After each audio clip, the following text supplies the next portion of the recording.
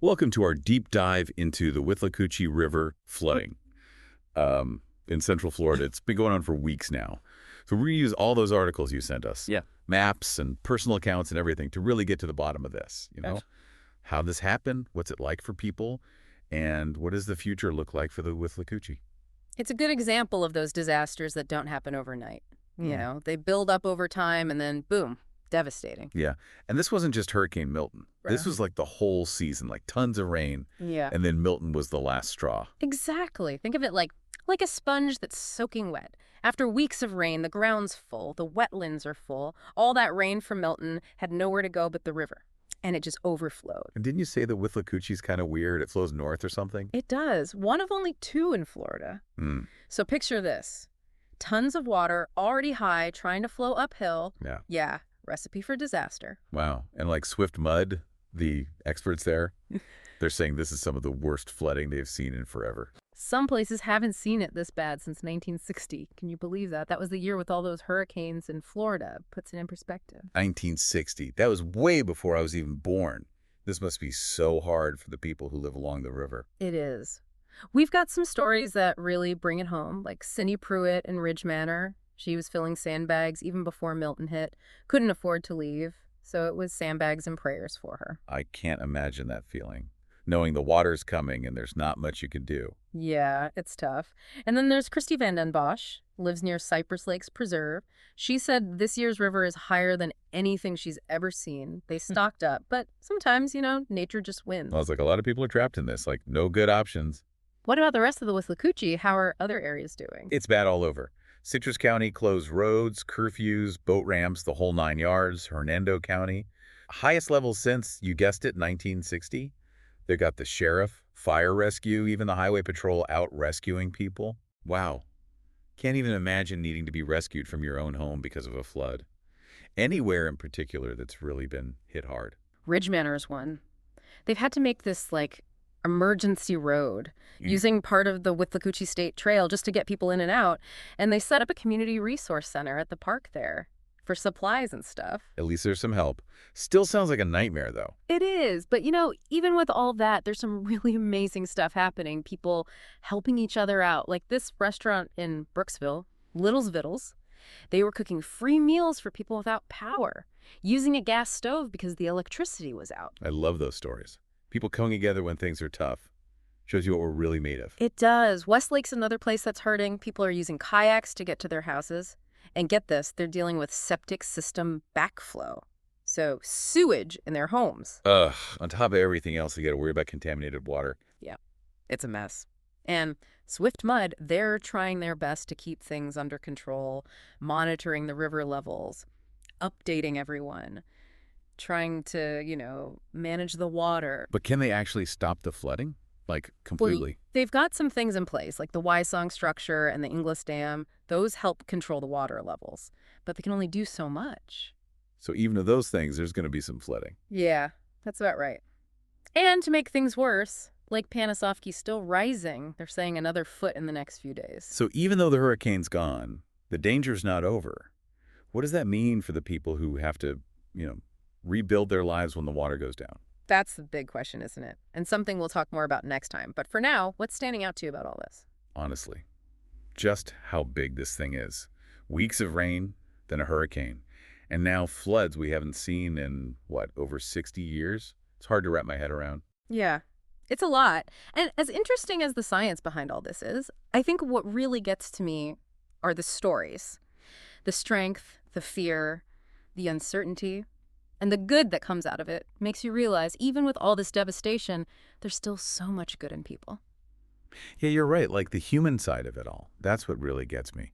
And that's even more important as we start thinking about what comes next. Yeah. The rebuilding, the picking up the pieces, all of that. Because it's not just about, fixing houses, right?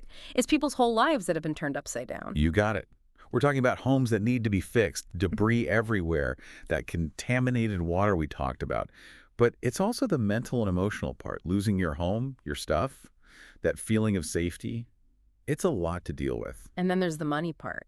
How are people going to pay for all this? And that's where it gets really tricky. Flood insurance is super important, but a lot of people don't have it. And even if you do, Getting the money from the insurance company can be a whole other headache. Makes you think, doesn't it? Like, about being prepared for something like this. Both with money and just, practically. You said it. But sometimes, even if you're ready, a disaster this big is just too much for one person to handle. That's when the government, charities, and community groups become so important. Speaking of community groups, you mentioned that resource center at Ridge Manor Community Park. What about other examples? Are people helping each other out in another way? Oh, yeah, for sure. Remember Little's Vittles, that restaurant cooking free meals? That's a perfect example of people coming together. Totally. And like those people kayaking to their houses.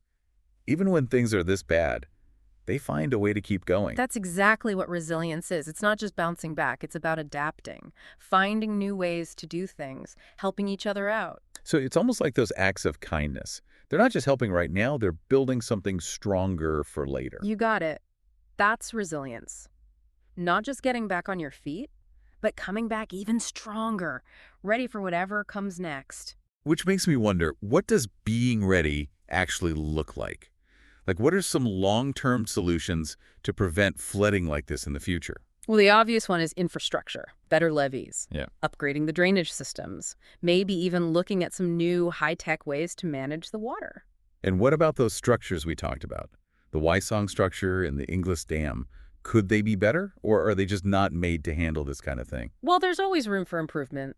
We learn and adapt. But like we've seen, even the best systems can be overwhelmed. So it's not just about, like, engineering, right? People have to be part of the solution, too. Absolutely. We need to teach people about flood risks, encourage them to be prepared, and promote responsible land use, things like that. So it's a team effort, engineering, education, policy, and people working together. Exactly. It's about moving away from just reacting to disasters and starting to think ahead. Thinking ahead and realizing that the world's changing, and things like this might happen more often. Which brings us to something we can't ignore. Climate change. You said it. It's tough to talk about flooding without talking about climate change.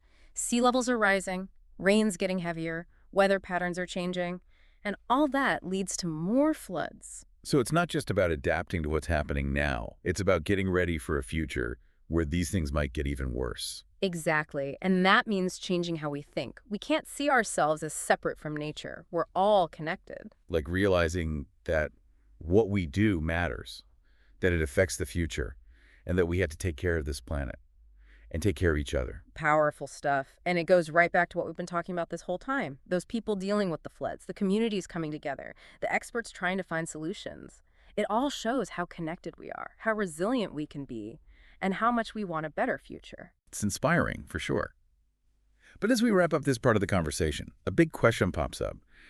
How do we turn all this awareness, all this inspiration, into something real? Like, how do we bridge the gap between seeing the problem and actually doing something about it? Yeah, that's the big question, right? Like, we can talk about it all day, but how do we actually make a difference? Go from talking to doing something. I know, it's tough, right? When it's something as huge as flooding and climate change, it feels like, Yeah. where do you even begin? But you got to remember, even little things can add up, like a ripple effect. So don't get discouraged by how big it is. Every little bit counts. Exactly. It's like those people helping out. One restaurant cooking meals might not fix everything, but it makes a difference for those people. Okay, I get that. So where do we even start? Like, what can people do today to make things better? Let's start with something basic but important. Flood insurance. Even if you think you're not at risk, it's worth it, It can be a lifesaver if something happens. That's a good one. Like, you hope you never need it, but if you do, man, are you glad you have it. What about our homes? Can we do anything to make them, less vulnerable to flooding? For sure. Lots of stuff you can do. Like putting outlets and appliances higher up, using flood-proof materials, having a plan for your valuables. So being prepared ahead of time, not just waiting till it happens. I like it. What about stuff we can do as a community to build that resilience we were talking about? Supporting those groups that help out after disasters, that's huge. Volunteering, donating, whatever you can do. And then there's speaking up for change, right, to the people in charge. Yeah. Getting involved with local leaders, talking about what matters, pushing for policies that deal with flooding, development, and climate change. All of it. So making our voices heard, letting those elected folks know that we care about this stuff and we want them to do something. Yep. It's not just about reacting when bad stuff happens. It's about getting to the root of the problem. And that brings us back to climate change. It always comes back to that, doesn't it? Yeah, You can't talk about flooding without talking about climate change. true that. We're seeing it everywhere. More rain, higher sea levels, weather going crazy. All that leads to more floods. So it's not just about dealing with what's happening now. It's about getting ready for a future where this could get even worse. And that means changing how we think about it. We got to stop thinking we're separate from nature. We're all part of this, you know. Realizing that what we do has consequences. We got to take care of this planet and each other. That's a really important point, and it really connects to what we've been learning about today. The folks hit by the floods, communities coming together, experts trying to figure things out. It shows how connected we are, how tough we can be, and that we want a better future. It's really amazing to see. So as we wrap up our deep dive into the Withlacoochee flooding, we leave you with this question. What are you going to do to build a better future?